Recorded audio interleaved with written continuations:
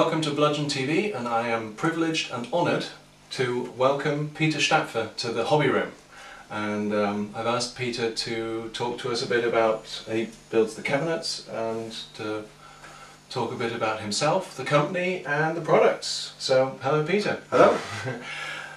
First of all, could you tell us a bit about who you are, sort of where you come from, what you do, what your interests are? Who is Peter Stapfer? So, hello everybody. Well, I grew up in Nuremberg, in the northern part of Bavaria, Germany. My musical career started as a piano player. My mother was piano teacher. Yeah. I had to learn the piano, play the piano until I was 14 years old. And then I discovered Police and Queen. I saw some live shows on TV, and this was pretty much inspiring to learn how to play the guitar. And up to this age, I was I was interested in classical music, organ music.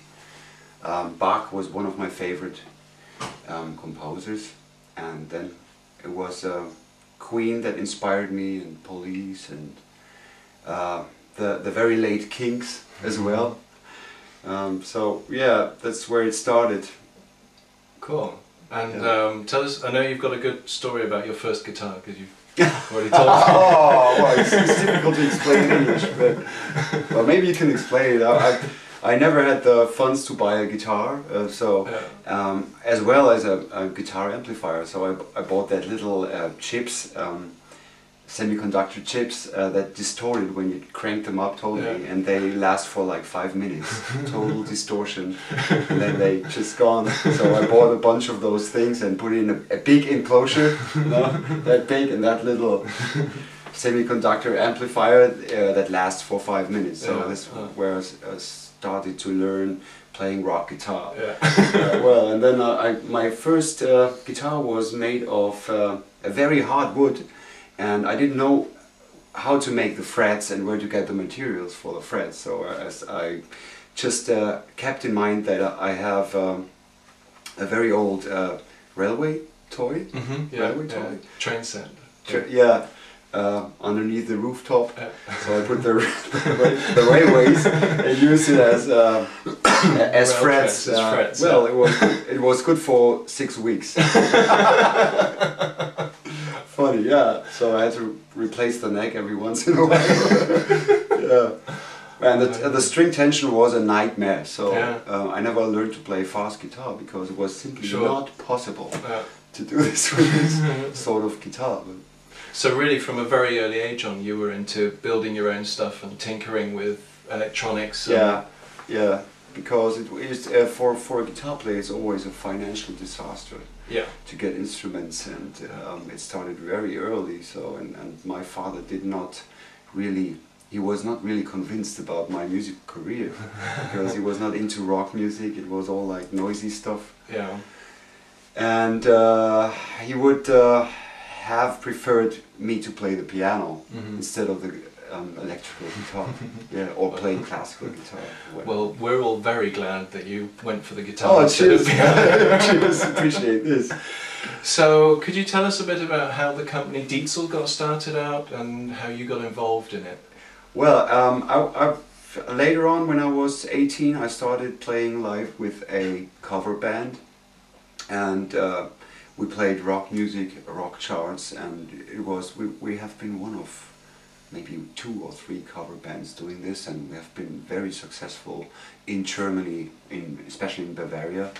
So I earned a lot of money, and I had so many problems with my gear always because I had no roadie, I had no technical assistance on stage. So once the amp was blown, I had problems big time, because we had to stop the show, which was only 3-4 hours show time. So if one tube was blown after an hour, you had really big trouble. So this was what I experienced during this period of my life.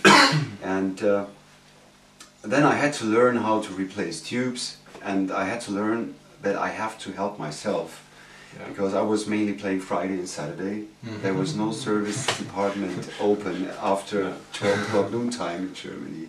And you couldn't even call anybody to get assistance. Yeah.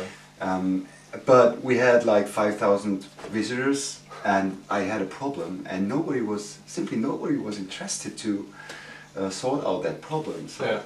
Well, and then a guitar teacher of that shop where I worked as a salesman, he told me that there is a guy in Munich doing amp repairs and doing his own Marshall modifications.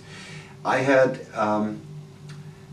good money at this time because I had a very good income by that band, and also I was working in that shop during the week.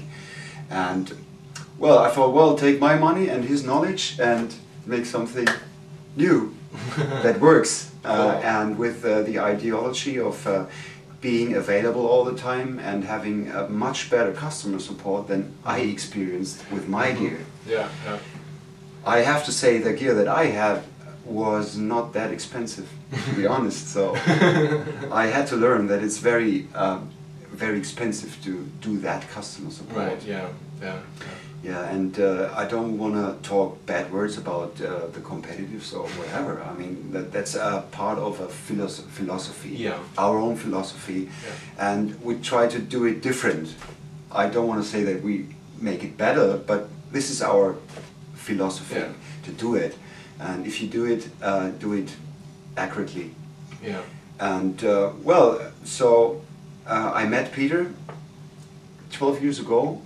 And I bought one of his Marshall modifications and tried it, and then I offered him my idea and told him about what we could do, and he agreed, and then we started the company, and this was where we started and where the nightmare started on first sight. So because after this I didn't have any money at all. Yeah, so we took like 1 year doing research, how to do it, construct an own housing, try different parts, wiring transformers, loads of transformers that we just wired and connected, listened to it for 5 minutes, grab, away, gone. Yeah. So we lost, I think we lost at least 80,000 Deutschmarks at this time, just doing research. Yeah. Yeah, and then at least finally we got it, and the VH4 was born. Mm-hmm. Yeah. That was the first one. Yeah, the VH4. We had like 10 prototypes looking quite similar, but not with a hard anodized front panel, mm-hmm. Not this grill type. It was just holes in a piece of metal, which was powder coated, right. In different colors. Mm-hmm.